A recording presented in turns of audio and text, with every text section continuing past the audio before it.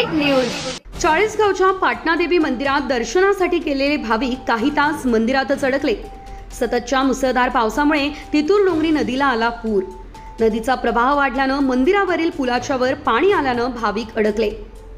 चाळीसगाव तालुक्यात असलेल्या जागृत पाटणादेवी मंदिरात अनेक भाविक दर्शनासाठी दुपारच्या सुमारास मंदिरात आले।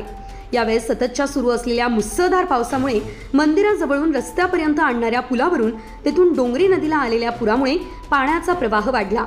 काही तास भाविकांना पाण्याचा स्रोत कमी होईपर्यंत मंदिर परिसरात झाल्यानंतर तिपूर डोंगरी नदीचा प्रवाह कमी झाला।